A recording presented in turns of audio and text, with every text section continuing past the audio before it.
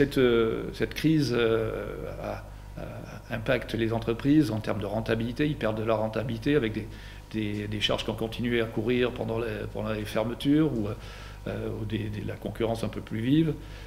On a noté également des perspectives sur les prochains mois de baisse d'investissement à plus de 40%, ce qui est un petit peu inquiétant parce que l'investissement, c'est la richesse du futur. Donc là, on sent les chefs d'entreprise inquiets. On le note également sur les particuliers, puisque l'épargne nationale va atteindre en fin d'année 100 milliards, l'épargne des usagers. C'est un réflexe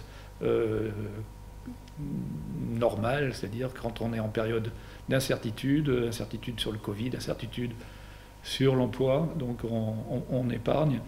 Nos prévisions de croissance tablent pour un retour à l'activité d'avant la crise de 2019, à peu près au niveau du premier trimestre 2022. Un impact aussi sur l'emploi, évidemment. Est-ce qu'on a une vue de ce qui pourra venir dans les mois qui viennent? Donc au niveau national, on prévoit une perte d'emploi d'à peu près de 900 000 personnes.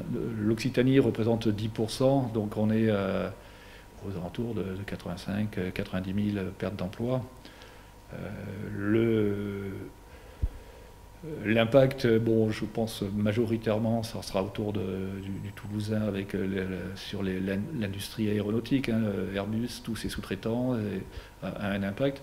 Au niveau de l'Aude, on est un peu moins impacté parce qu'on a peu d'entreprises qui sont sous-traitants, même de niveau inférieur. Donc on a quelques-unes, mais surtout ce qu'on n'a pas de sous-traitants qui ne travaillent que pour le secteur aéronautique. Donc l'impact sera moindre.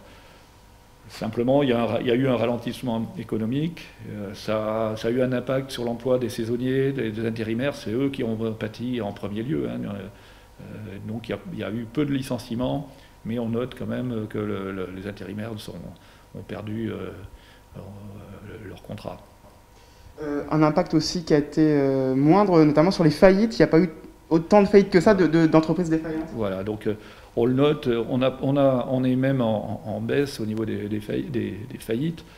Bon, ça s'explique, bon, il y a eu bien sûr les tribunaux de commerce, comme plein d'activités administratives ont fermé.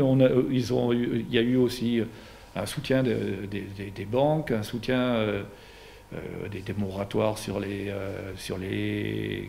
crédits, quelquefois des loyers qui ont été suspendus. Pour le moment, on ne note pas de tendance dangereuse. Le PGE a été massivement diffusé, il n'y a que 3% de refus, donc on a 3580 PGE qui ont été distribués, qui ont été accordés dans l'Aude. Donc ça a quand même injecté beaucoup de trésorerie. D'ailleurs, une grosse partie de cette trésorerie, c'est devenu une trésorerie de précaution. Hein, donc les entreprises qui n'en avaient pas besoin ont demandé un PGE et vont le rembourser relativement rapidement. Donc l'Aude, pour l'instant, pas menacée, c'est pas catastrophique la situation économique dans le département? C'est pas catastrophique, on a senti la secousse.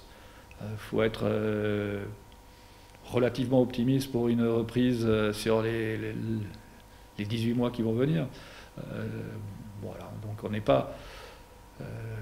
c'est difficile hein, pour certains secteurs. Hein, je pense qu'il y a encore des secteurs qui sont en difficulté, pas tous, et donc il faut espérer que la reprise... C'est surtout qui risque d'être en difficulté.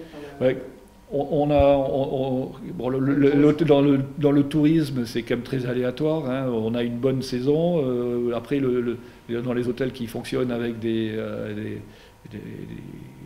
affaires, on a moins de perspectives. Donc, c'est pas net. Hein. Quid du tourisme sur les prochains mois? On espère que ça va continuer. Puis voilà, c'est tellement lié à la crise du Covid qu'on a des difficultés à faire des projections.